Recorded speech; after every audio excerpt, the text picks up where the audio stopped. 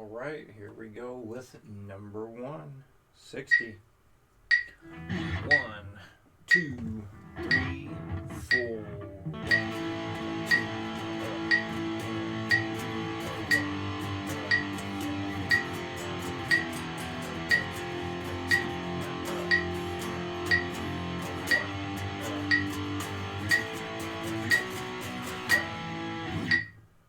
100. 1, 2, 3, 4.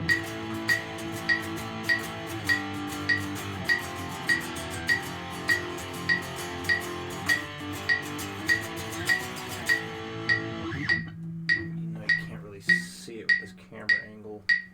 I'm going to do the speed again. See what I'm doing with my right hand. 1, 2, 3, 4.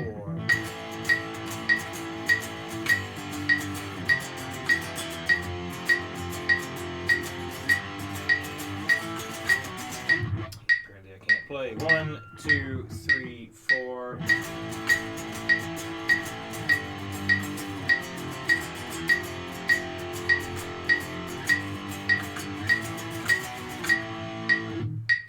Pinky's hanging out on the body of the guitar. So yes, I anchor often.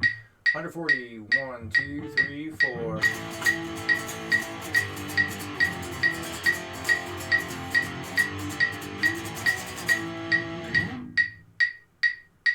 give 180 a shot. 1, 2, 1, 2, 3, 4. 1, 2, 1, 2, 3, 4.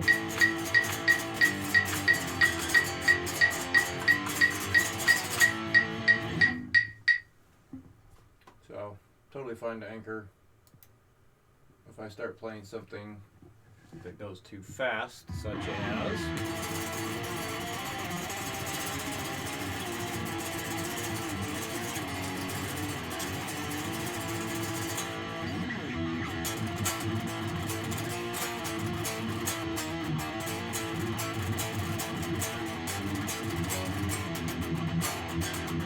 or a lot of palming and stuff like that, can't really anchor, but for a lot of things.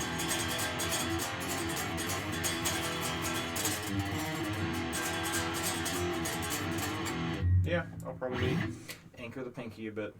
It's very much, it's determined on what's being played. If my hand feels better anchoring for something, I will let it anchor. If it feels like the anchor is getting in the way, then I stop anchoring. It's a matter of experimentation and finding out what works best for your hand. Because it will be different, a little bit different, person to person. Really nothing wrong either way. Just like Michelangelo Badio, he anchors with 3 fingers. Like that dude, always plays like this. I can't do that. And I have no intention of trying. 60 for number 2. 1, 2, 3, 4. 1, 2,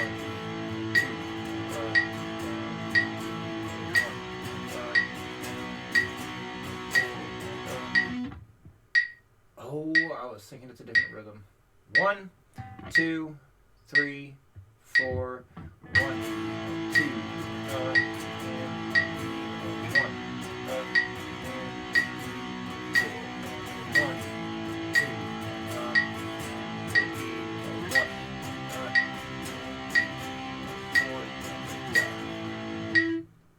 100. 1, 2, 3, 4.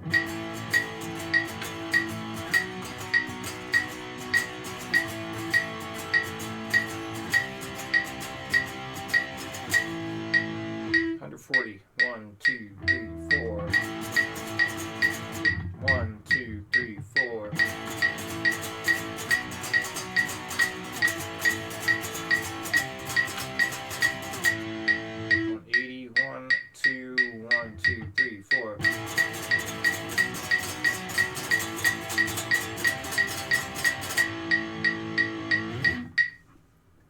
All right. So this is just remembered something I want to pull up here. Take a moment. And I'm going to send this over to you. see, chord theory, numbered chord progressions.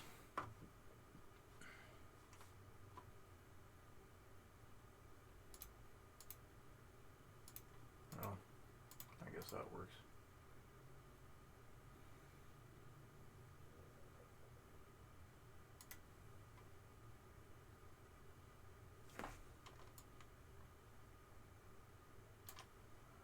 Okay. Well, part of this is going to be cut off, but I'll describe what's going on here. All right, so as I said in response to the email you sent with the chords filled out, the only chord you need to fix is the F sharp diminished. Everything else is correct. So using those chords, you're gonna play some chord progressions here using the numbered system. So this is to teach you, what happens in the different positions and get you thinking of it in terms of piecing them together. Instead of just going like 1, 2, 3, 4, 5, 6, 7, you think about, well, what happens in each position. So I'm going to play the following 4 progressions in the keys of C, G, and F. And then it gives some guidance on how to strum it. So basically strum each chord 4 times and then strum the last chord only once. So all of that, you strum each chord 4 times, but then this last chord you strum just the 1 time. So that's basically just a 4 count. But for the people that have a very difficult time with chord changes, something to help out, it's cut off, but it says strum 3 if you're having a hard time transitioning chords. So basically, you strum 3 beats. On the 4th beat, you don't strum anything, but you get your hand in position for the next chord. So I'll play the first one just to demonstrate it so you know what's going on. So again, 4 strums per chord. So you reference the chord sheet or the guitar profile as much as you need to, but eventually trying to get away from it. But let's see. So you can use a metronome to help if you feel like you keep changing chords, like it's too hard of a time changing chords. Set a slow metronome pace so you can make sure you're not trying to go too fast. All right. So 1, Roman number 1 there. So first chord, so key of C, that would be your C chord. And then 6. So if you count up 1, 2, 3, 4, 5, 6 notes in that C major scale, that gives you A. So C, D, E, F, G, A. And it's a minor chord. So uppercase happens for the major chords, lowercase for the minor, and the diminished. Because the diminished has a flat third in there. Sometimes you will see the lowercase 7 plus a degree symbol after it, or it'll say the lowercase 7 and then maybe like D-I-M for diminished. The degree symbol is an abbreviation symbol for diminished. Guitar Pro doesn't put that in there. You have to just put D-I-M. But if you saw a degree symbol, that's what it meant, diminished.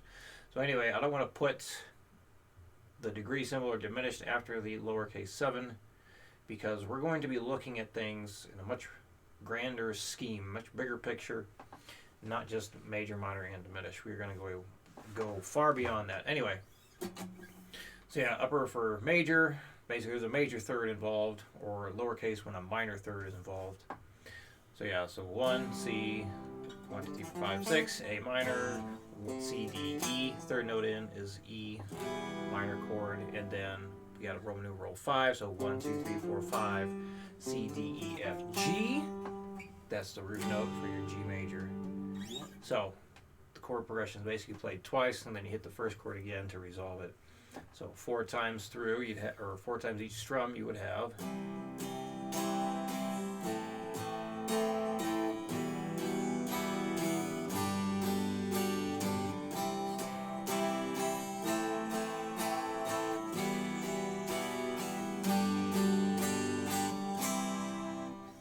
Again, if that's too difficult, to make it easier, just do 3 strums change on the fourth beat. For example, 1, 2, 3, change. 1, 2, 3, change. 1, 2, 3, change. 1, 2, 3, change. 1, 2, 3, change the chord. 1, 2, 3, change the chord. 1, 2, 3, change the chord. 1, 2, 3, change the chord. Done. Now, if that's too easy, get fancy with it.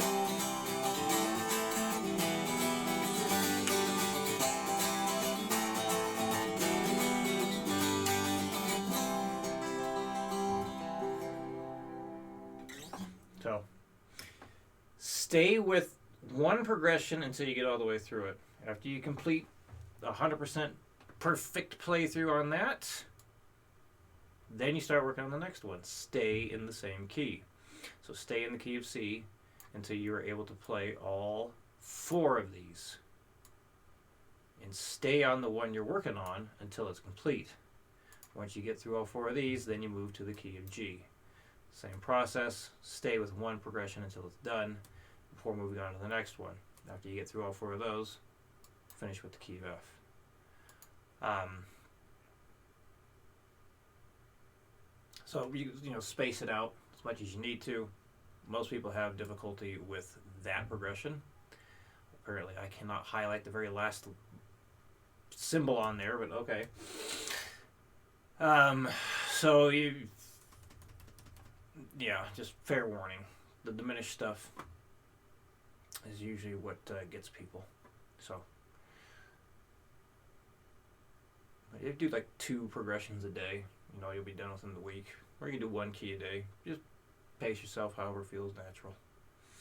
And as always, if any questions come up, let me know. So that's that.